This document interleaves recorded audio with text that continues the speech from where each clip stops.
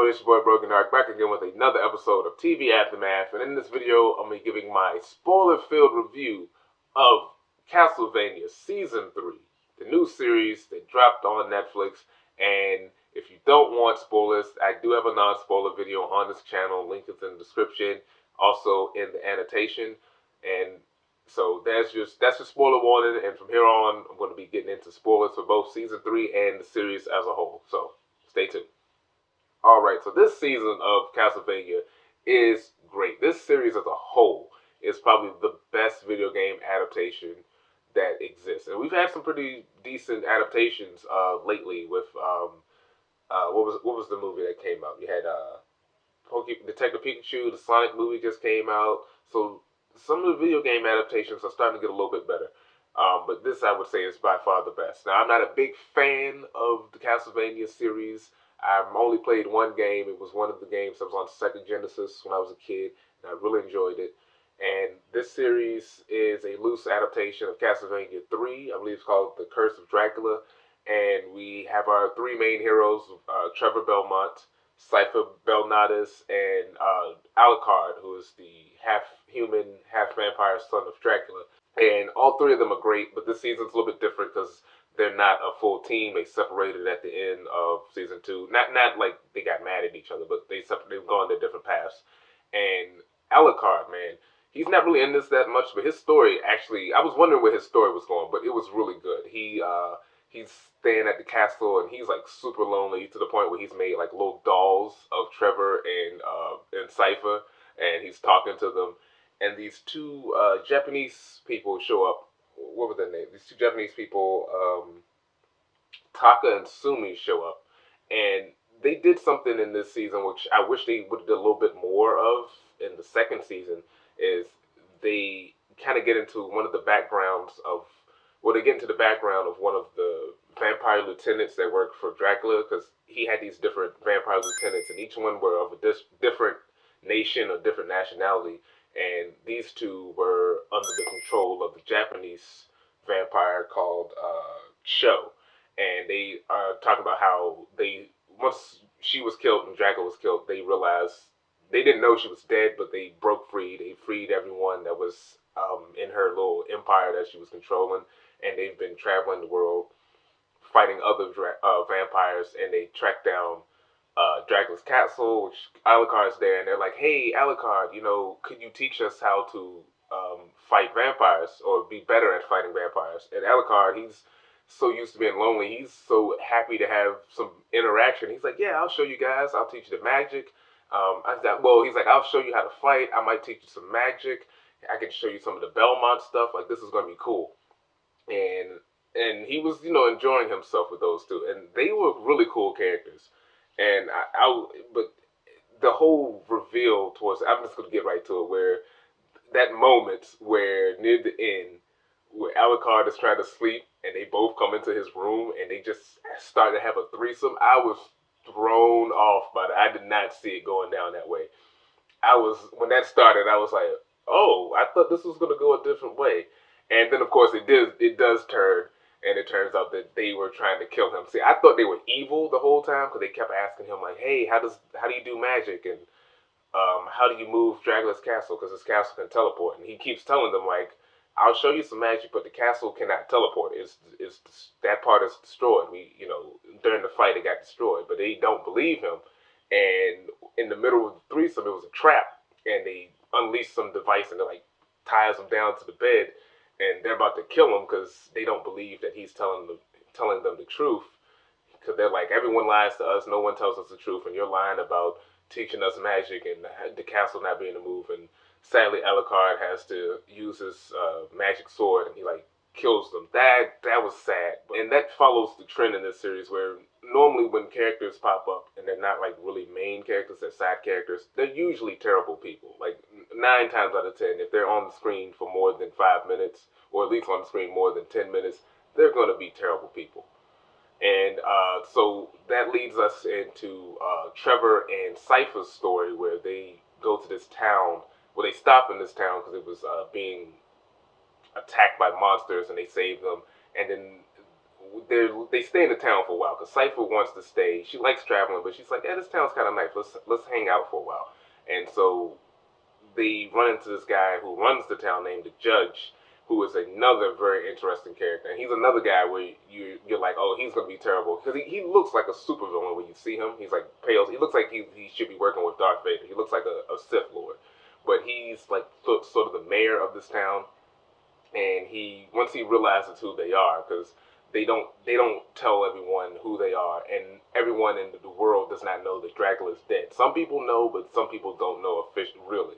And because Dracula's dead, it's thrown a lot of things out of whack, and a lot of demons that he had brought to or were created for him are now without a master, and they're just kind of wandering. And that's what Trevor and Cypher are doing. They're going from different towns, fighting off the monsters and helping people out.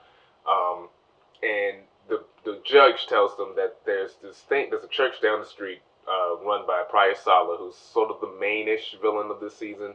And him and his churchgoers, his cultists or whatever, they got something weird going on. We don't really know what it is.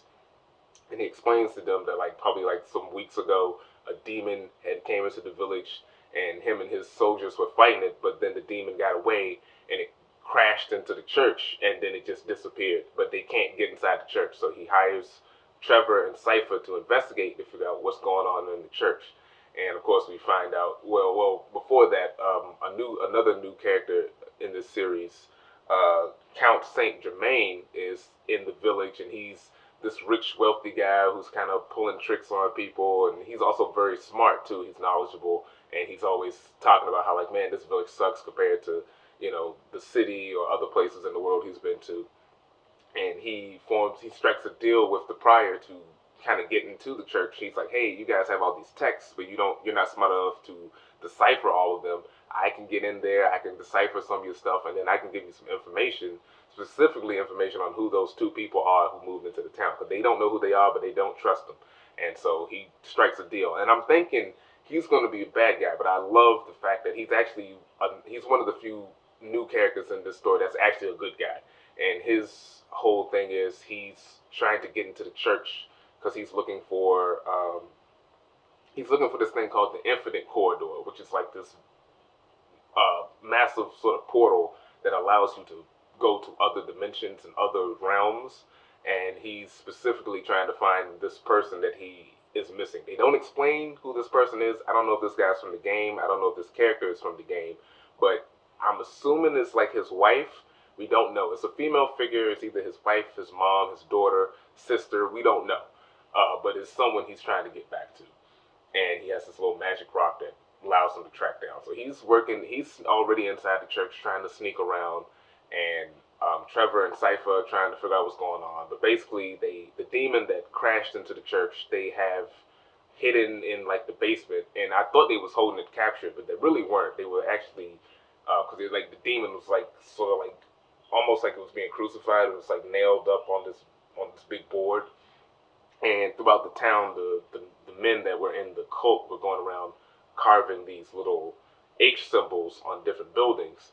And so when they unleashed the spell, all the buildings that had the H's on them exploded and caught on fire, and the energy from the explosions and the fire, the people that were inside the buildings, their souls went inside to the demon, and it powered the demon. And the demon used this energy to use the Infinite Corridor to open a portal to hell, because the demons were working to try to bring Dracula back.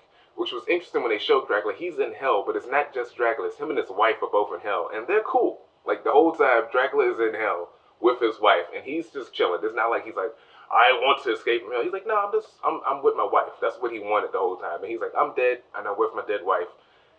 If we're in hell, it's okay. He wasn't even trying to. I don't think he was like, I need you guys to break me out. He was fine. It's the demons themselves want to bring back their not technically not their master, but their master.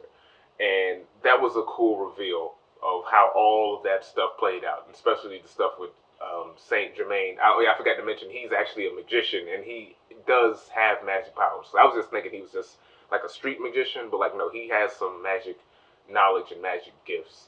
And so once Trevor and Cypher find that out, they try to help him out. And that's the main story of them dealing with the Cryostala and the demons in the town. And while all of that's going on, it intercuts with Carmella. She's back with her people. She betrayed Dracula last season, and she took his one of his Forge Masters, Hector, with her. Forge Masters are people who can take a dead body, use magic, and they can transfer a demon into that body, and then they control it, and it works for them.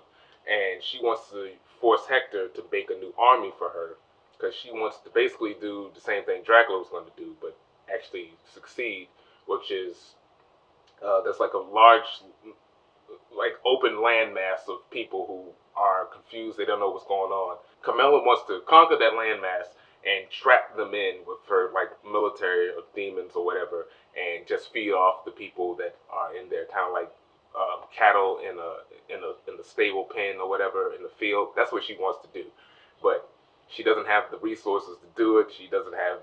It's a lot of things. She just has the idea, and then that's when her war council is there. I think it's like four other vampires. Is it four or is it three? It's the two. Yes, three other vampires with her that are like stressing out how do we make this work. They don't really like the idea, but they're so loyal to her. They all start to like, wait a second, if we do this, we can make it work. So they're struggling how to come up with the idea, and one of them, Lenore, is getting close with Hector, and it's a long game. Hector is he's one of my least favorite characters, and he's such a naive idiot. Like from the moment Carmella popped up in the last season, she was playing him to turn on Dracula, and then when he does turn on Dracula, he always complains. He's like, "Well, I didn't mean to do it. You tricked me." And he same thing happens to him in this season. He's locked up. He's literally being treated like a dog. He's like butt ass naked in this cage. They're throwing water on him. They're feeding him scraps. Then the vampire Lenore comes in. She starts treating him a little nicer because she's the one who's like, look, if you want him to work for us, beating him up and treating him like a dog is not going to make it work, because even though he creates the monsters are still technically loyal to the person who created them. So if he creates our army, if he wants them to turn on us, it can happen. So they're like, okay, well, we got to figure out a way how to do that. One way they think is we can hire a bunch of mercenaries. That might help, but it's not really that good of an idea. But that's one of the ways they're thinking. So Lenore the whole time is slowly turning. She's like getting real close with Hector, giving him clothes, giving him books, and Hector's starting to fall for her. And then there's a moment once again where same thing that happened with Alucard. Him and her start banging in the little cage that he's in. But well, before that, she mentions he notices that she's wearing a ring, and she's like, "Yeah, I have. We all four of us have rings. It's a symbol of our loyalty to each other." Because they used to be the brides of another vampire, but Carmella killed them, and then they took over his kingdom, and they're all work together. It's like a sisterhood. They all work together, and so they're banging, and she's in the middle during the banging. She's like, "Hey, are you loyal to me?" And he's like, "Yes, I'm loyal to you." He's like, "Yes, I will be." And she's like, "No, you have to say it." And he's like, "Yes, Lenore, I'll be loyal to you."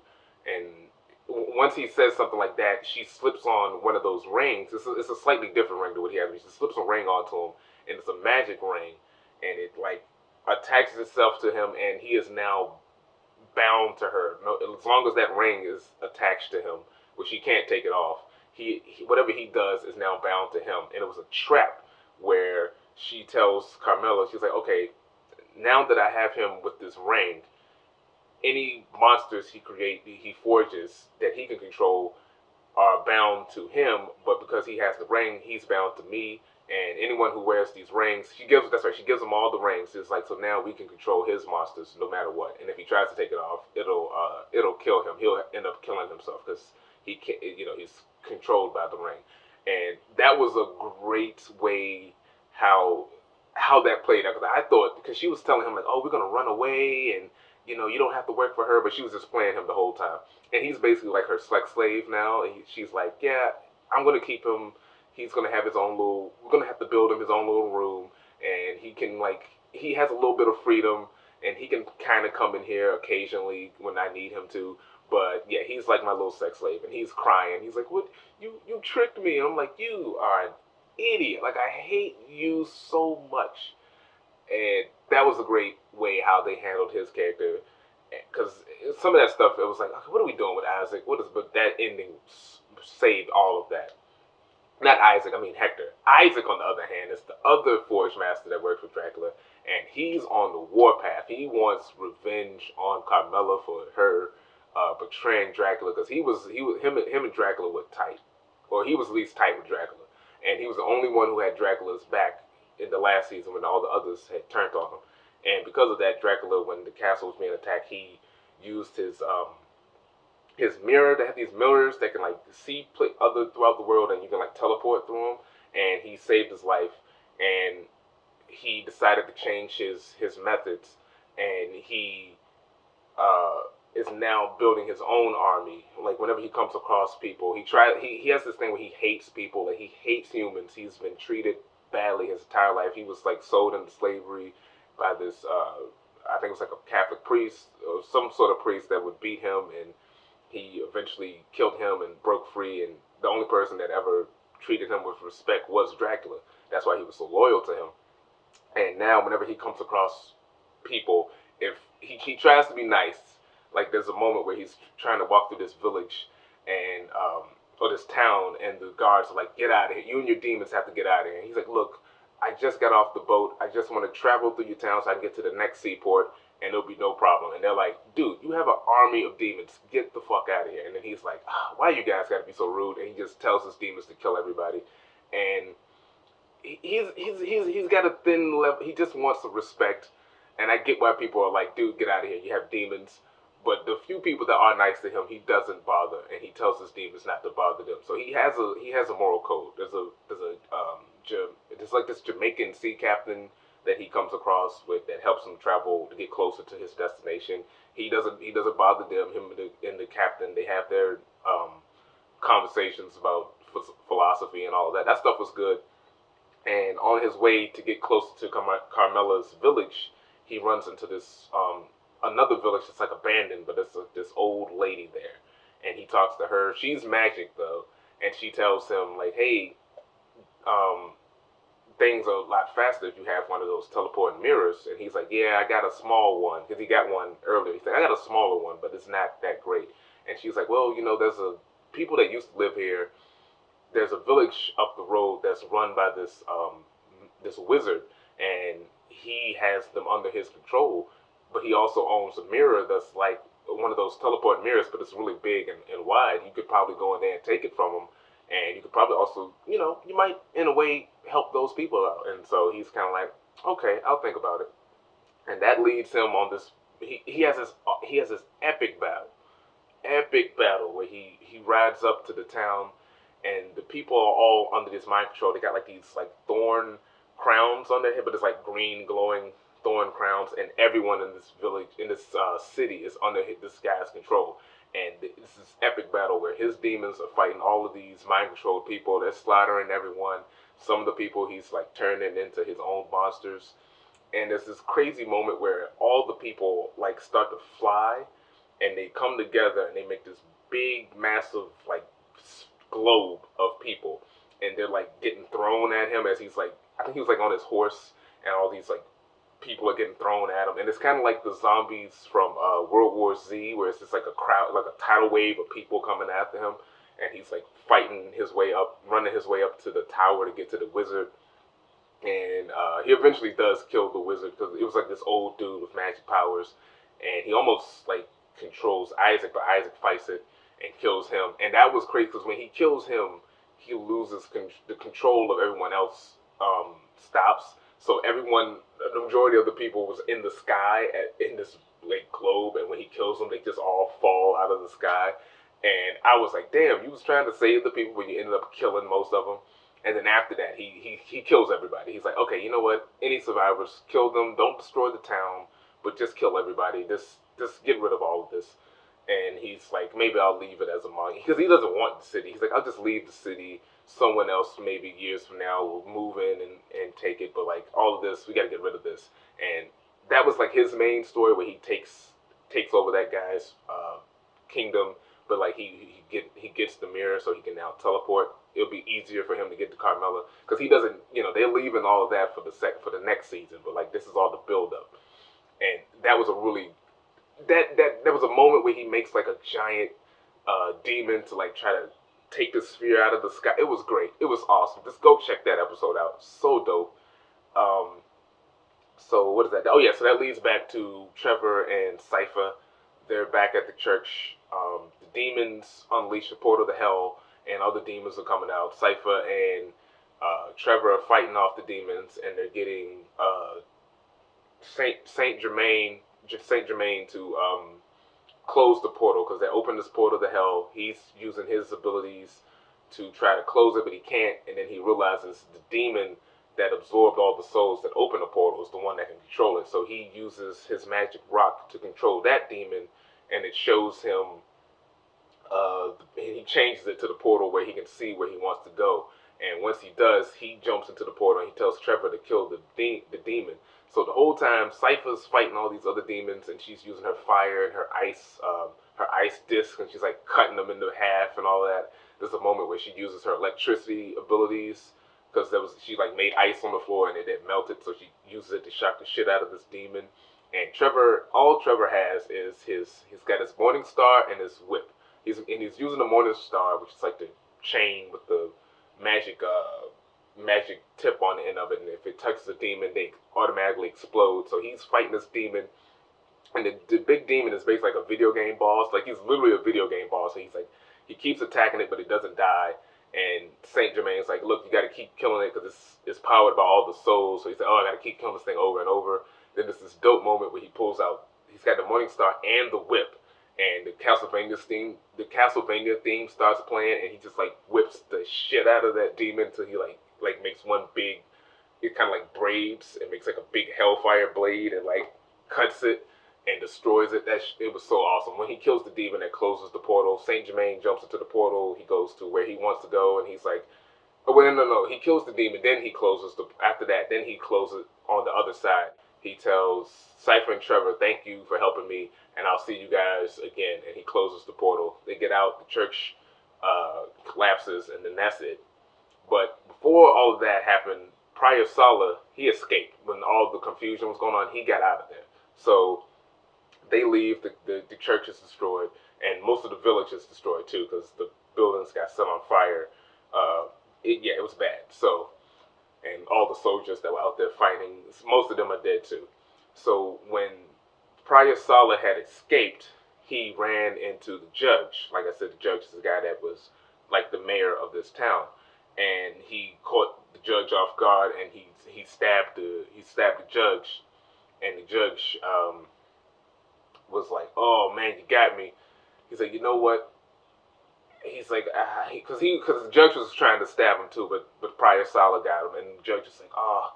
He said, "You bested me. You proved to be the better leader of in this town. You were." And he's like, "My soldiers are all over, and you're never going to escape. But if you do want to escape, go down this hidden path and turn at this tree, and you'll go to this apple orchard, and then make another right, and you'll be able to escape." And he's like, Why are you telling me this?" And he's like, "Well, you bested me, so out of respect, I'll give you a way to leave." So the prior goes the way he tells him. After Trevor and Cypher escape the destroyed church, they see the judge is dead on the ground, and they're like, "What happened?" He's like, "Oh, Prior Sala stabbed me, but don't worry, I killed Sala. He went down this pathway, and He tells him the same thing. He's like, "Go down this pathway and go to the make a turn. You'll see the orchard, and you'll see the apple tree.